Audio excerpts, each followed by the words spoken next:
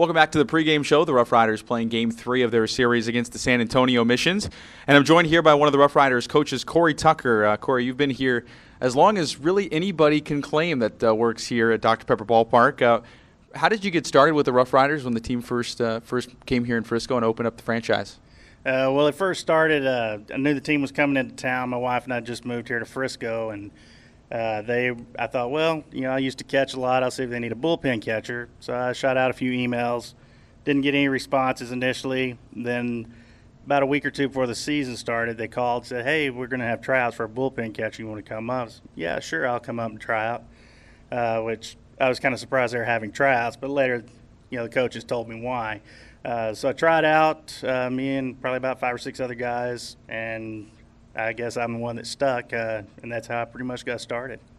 They told you why later. What was the reason? Well, because I guess when the team was in Tulsa, they had a couple of guys that said they could catch, and come to find out they couldn't. They ended up getting hurt a little bit, so that's why they wanted to make sure they got someone who actually could catch. Oh, and that's not something you do now anymore, but when you were the bullpen catcher, what's maybe one guy that stood out to you that you were always terrified to had to go down there and catch the bullpen for? There were actually a couple of them. They were good guys, good pitchers. I liked them all. Golly, I know Reggie Rivard from the first year. He threw a real heavy ball, curveball, pretty much ate me up quite a bit. There's been several others, but he's the one who really sticks out the most. And you're a high school coach in the area. What do you add to the coaching staff? Where do you help out? Whether it's working with Hart with the hitters or the pitching, where's kind of your expertise that you try to add some guidance? Just a little bit, whatever they need me to do. Like I said, with Jason, help out. If he needs me to do something, I'll do something. Hit fungo every now and then if the pitchers aren't doing it. Just basically whatever they need me to do, I'll do it. Here with Corey Tucker, who has been here since the beginning here in Frisco. And so you were around when the 2004 team came through and won the Texas League Championship, the only team that has here in Frisco.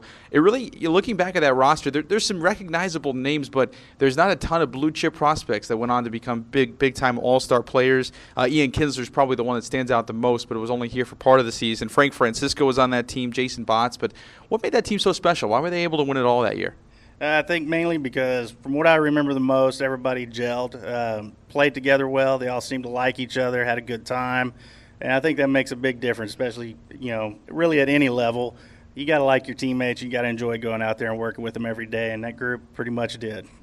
And this is a ballpark here in Frisco that has won a lot of awards, accolades for being one of the best ballparks in minor league baseball. And just this past offseason, over $1 million put into renovating the concession stand. So always trying to keep it updated. But how has the ballpark changed in your eyes over the years? What's some of the little quirks and nicks that have changed over the course of the 10-plus seasons now? Of course, in the backdrop with the Embassy Suites coming in, got to see that being built. So that was kind of neat watching the crane pull things up, getting that thing ready.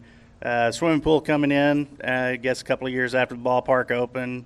Then, of course, you got the party deck out in left field. That was a little different.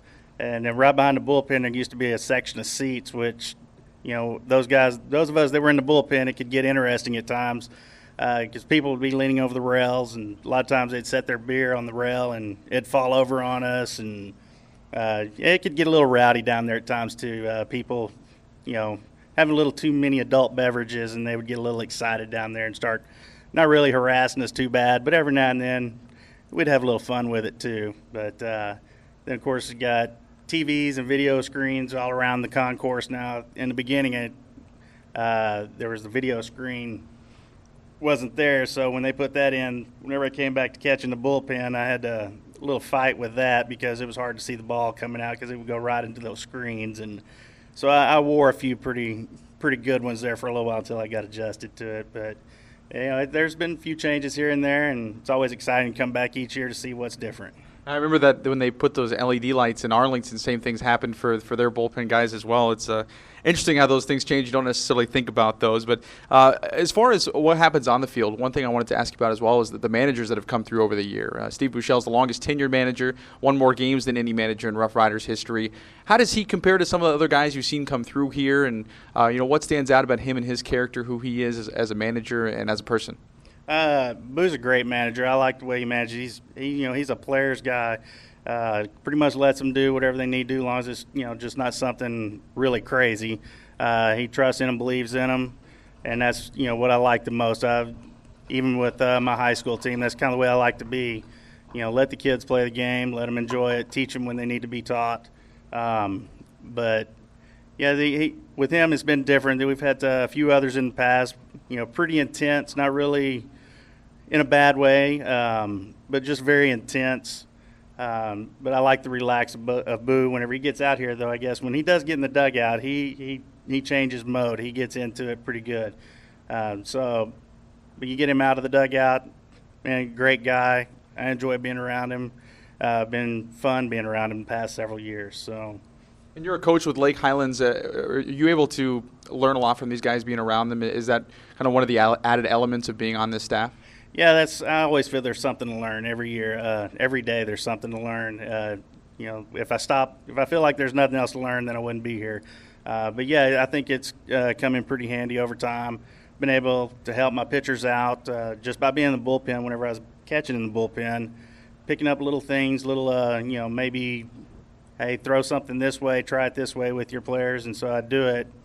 Sometimes things work, sometimes they don't. Everybody's a little different.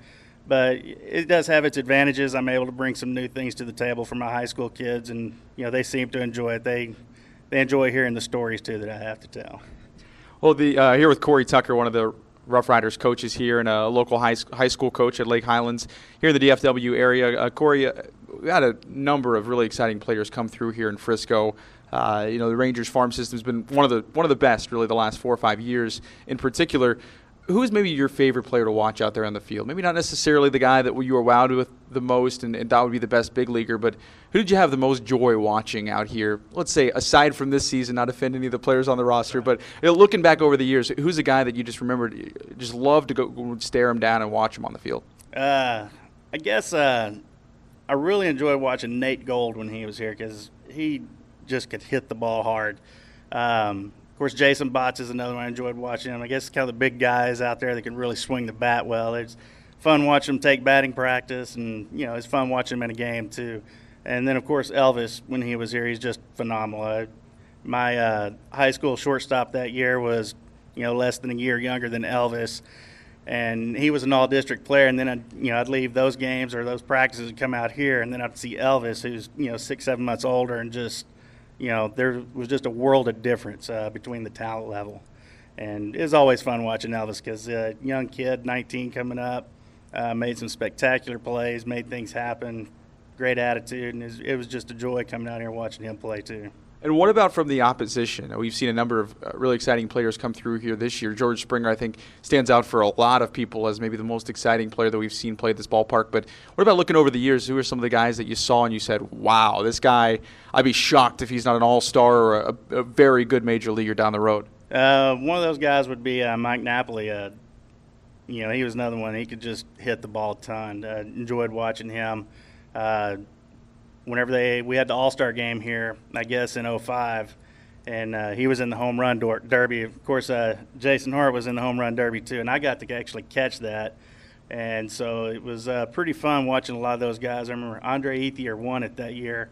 He hit the ball well, but Napoli hit one that cleared the Dr. Pepper sign in center field, and I was just in amazement. I couldn't believe anybody could hit the ball that far. So it was fun watching him come through town. I really kind of kept an eye on that whenever he'd come back through. So it was fun. It was a lot of fun. Well, that's the second 2005 Home Run Derby reference we've had here on the pregame show in the last week. Thanks a lot for your time, Corey. Really appreciate it. Enjoy the rest of the season. All right. Thank you very much. That was Corey Tucker. We'll be back after this on the Frisco RoughRiders Baseball Network.